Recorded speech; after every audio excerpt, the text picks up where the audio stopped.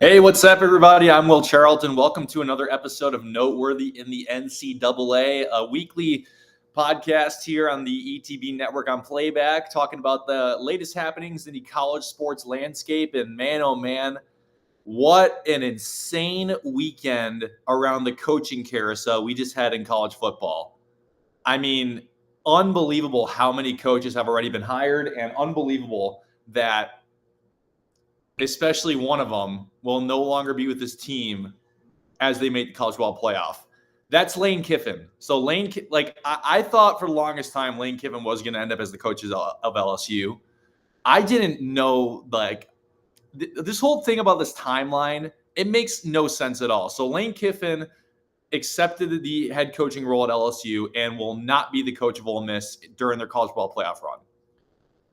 This timeline is just bonkers to me because how are we allowed to set this precedent that you can lead a team to their best season they've ever had in program history? I mean, it's true for Ole Miss.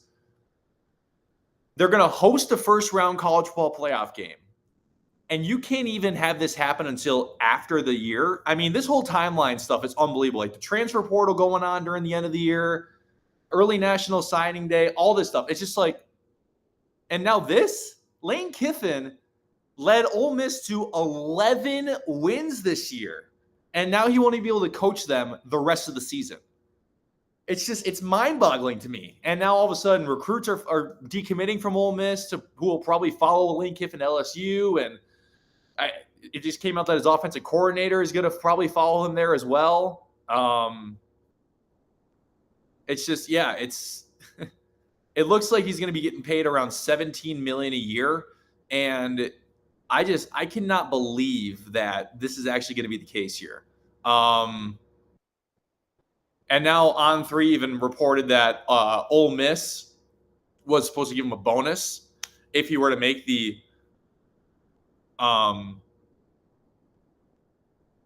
he makes a bonus if they make the college football playoff, and up to $1 million if they win the national championship. If Ole Miss does, LSU is going to match that, and if Ole Miss does win the national championship, they will pay Lane Kiffin up to $1 million if Ole Miss wins the national championship. And guess what? Ole Miss is a damn good football team. Ole Miss has a legit shot to still make some noise in the college football playoff. Their one loss was a very tough one on the road at Georgia. Their only loss, they've won at Oklahoma. Ole Miss has done some very impressive things this season. Trinidad Chambliss has been a fantastic addition from the D2 level, Ferris State. Like, I just cannot believe the fact that we are able to set this precedent. And granted, we've talked about this over and over again on Forever Power 5, that head coaches are the most unloyal people in the sport. And this is the case. This is Exhibit A right here. This is like, it's just mind-boggling to me that Lane Kiffin even tried to let Ole Miss coach or let him coach the college football playoff, but Ole Miss said no. And honestly, I don't blame them for that because you're going to an SEC rival now next year. LSU plays at Ole Miss next season. And I'm sure a lot of you who are watching this have seen the videos that have surfaced on Twitter about the fans booing him as he's boarding his private jet to Baton Rouge and stuff like that. I'm with the Ole Miss fans here because, like, granted, I know that timelines have to be this way because, like, for instance, John Sumrall, the new coach of Florida, he's already down there. James Madison's head coach, I'm blanking out. James Madison's head coach, Bob Chesney, he got hired by UCLA to be their new head coach. But UCLA is allowing him to coach out the rest of the season with James Madison, which is cool. That's fine. That's cool. John Sumrall, though, he's in Gainesville already. He's there. He's the new head coach of Florida. He's there. Arkansas hired Memphis's former head coach. I gotta find that here just to completely. What is it? It's while I'm looking for that, Ole Miss is going to be heading over to its defensive coordinator, Pete Golding, to be their head coach the rest of the season. And apparently permanent head coach. So it looks like he's going to be the guy to lead Ole Miss from here on out. So that's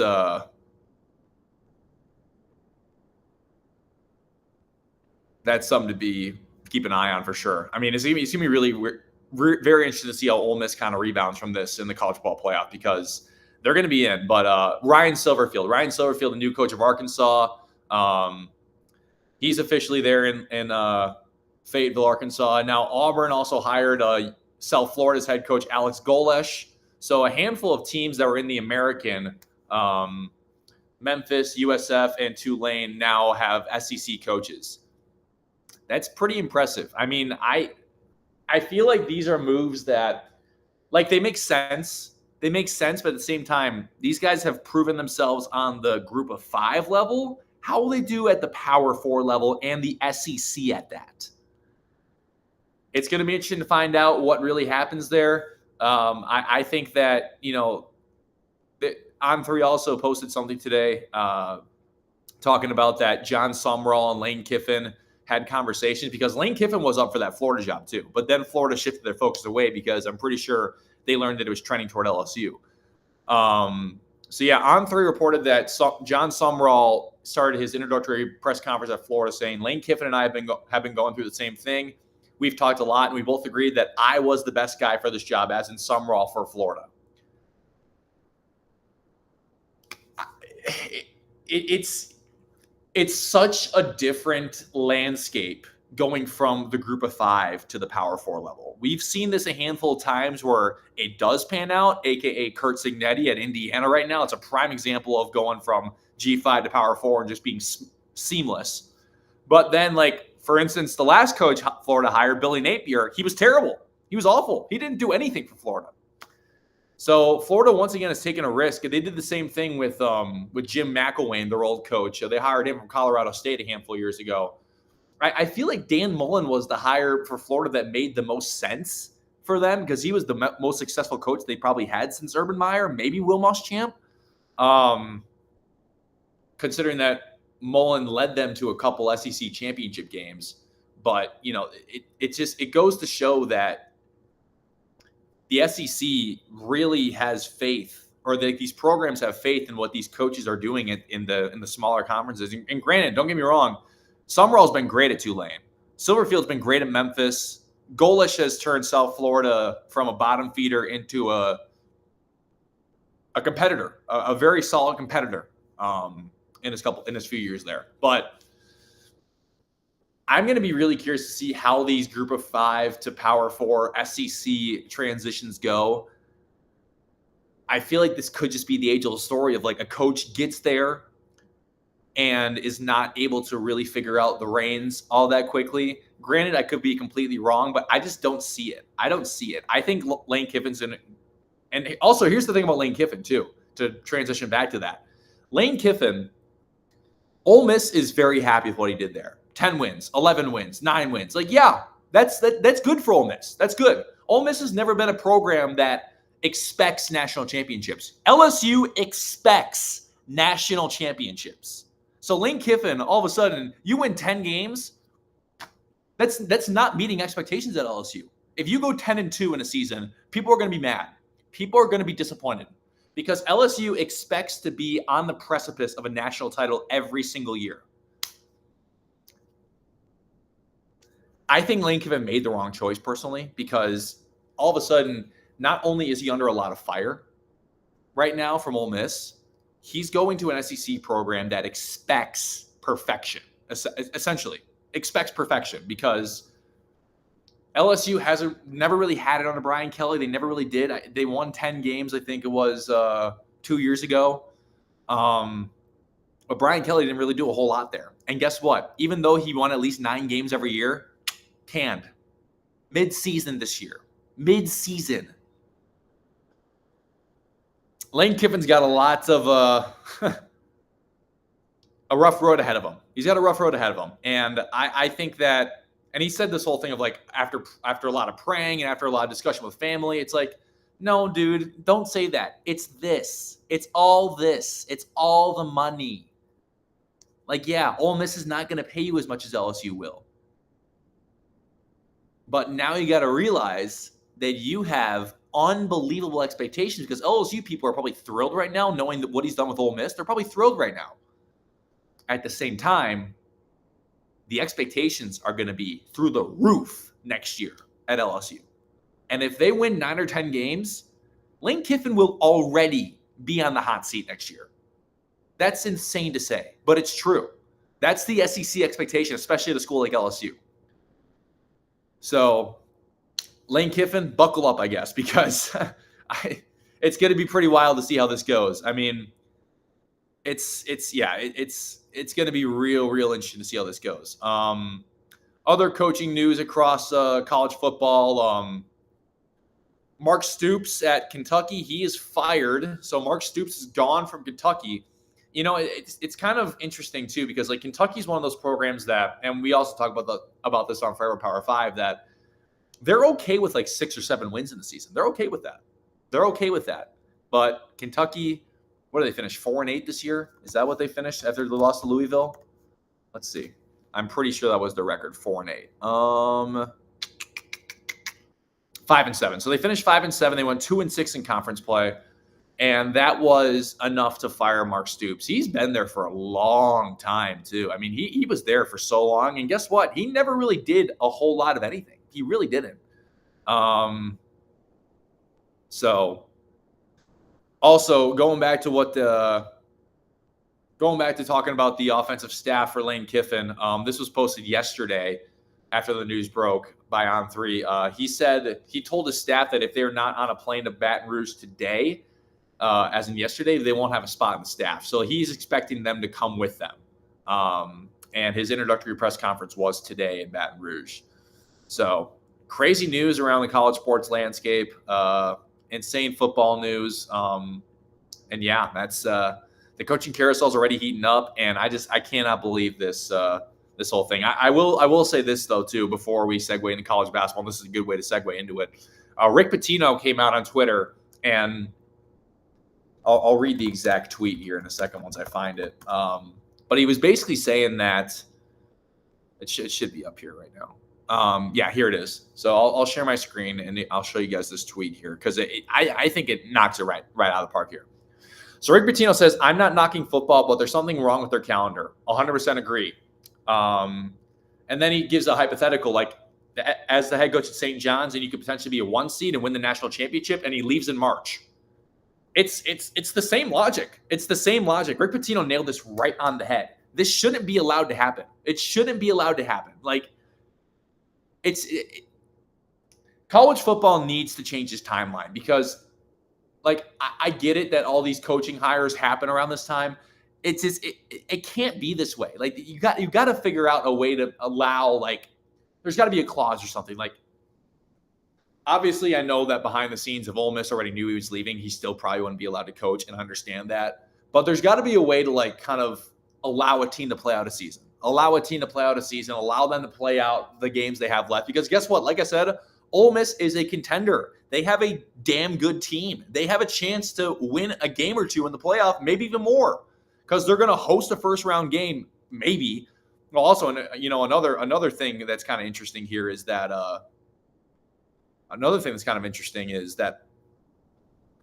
there's been discussions of, like, well, if Florida State got left out 2 years ago with a 13-0 record, should Ole Miss be left out this year?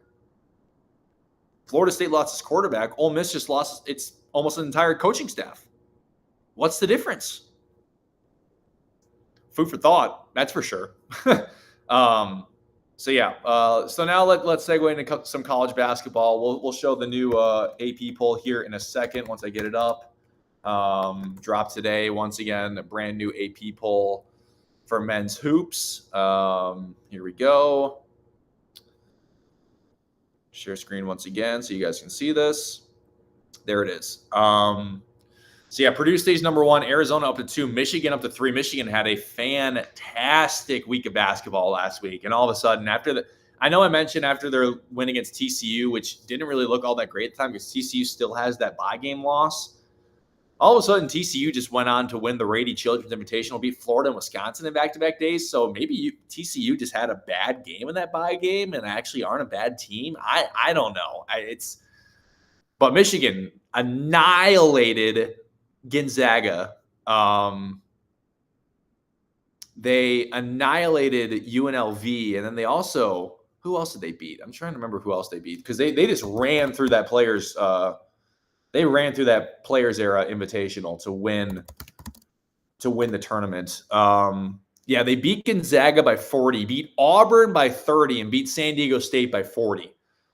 So they won 2 games by 40 points of the Players Invitational, won 1 by 30. Dusty Main's got a damn good basketball team. I mean, they were clicking on all cylinders in that game. And if Michigan keep playing like that, man, oh man. I mean, the rest of the country's got to watch out, because Michigan is on a heater right now. I mean, Michigan's playing some fantastic basketball. Michigan State is jumped up into the top 10 for the first time this year. Number 7 after beating North Carolina pretty convincingly in the Fort Myers tip-off. And Gonzaga 11, Alabama 12. You got the 13 and 14 ranked teams. Tennessee and Illinois facing off against each other this coming week in Nashville. That should be a fun game. Illinois suffered a loss to UConn last week in a really, really weird game too. Illinois played terrible, but it was only a 12-point margin of victory for UConn. Indiana keeps rising up a little bit. Auburn stays put at 20. USC cracks the rankings after winning the Maui Invitational. I don't think they're that good, to be honest. I think that's just kind of a reflection of the record. I mean, they had to win a game in a crazy buzzer beater fashion against Troy at home in triple overtime a couple weeks ago, and the Maui field was just not that strong this year. So even though they won the tournament, it just wasn't that strong of a field. But yeah, so here's the new top 25, and that's college basketball for you. And I want to say that I'm pretty sure I saw the first net rankings came out for college basketball too. So let's see if we can get that up here. Net rankings. Yep, here we go. So the first net ranking is out here. And the net ranking is what is going to be used to determine seeding in the NCAA tournament. So I will share my screen. This will be how we finish up the show here today. Here's the new net ranking. So Michigan number 1, not surprising. Duke number 2, Purdue number 3, Vanderbilt after winning the Battle for Atlantis number 4 with an undefeated record. I mean, they kind of ran through that Battle for Atlantis field. Again, not a very strong field though. Gonzaga 5, Arizona 6, Iowa State 7, UConn 8, Louisville 9, Michigan State 10, Indiana 11, Tennessee 12. So as of right now, the 1 seeds are Michigan, Duke, Purdue, and Vanderbilt. That would be, if the NCAA tournament started today, those would be the number 1 seeds. The number 2 seeds would be Gonzaga, Arizona, Iowa State, and UConn. 3 would be Louisville, Michigan State, Indiana, Tennessee. 4 would be BYU, Alabama, Kentucky, and Iowa. Iowa with an undefeated record would be a 4 seed right now. Interesting. USC undefeated. They're number 20. Illinois and St. John's 23 and 24. Utah State with an undefeated record, and Butler right there. Interesting. Yale 25. North Carolina 26. Nebraska 28. Tulsa 27. Wow. Florida 33. Sheesh. Pretty interesting rankings here. So yeah, I mean, those are the first editions of the net ranking, which are how the tournament seeds are determined by the NCAA come March Madness. So that's our show for today. Thanks for tuning in to Noteworthy in the NCAA. Make sure to come back next week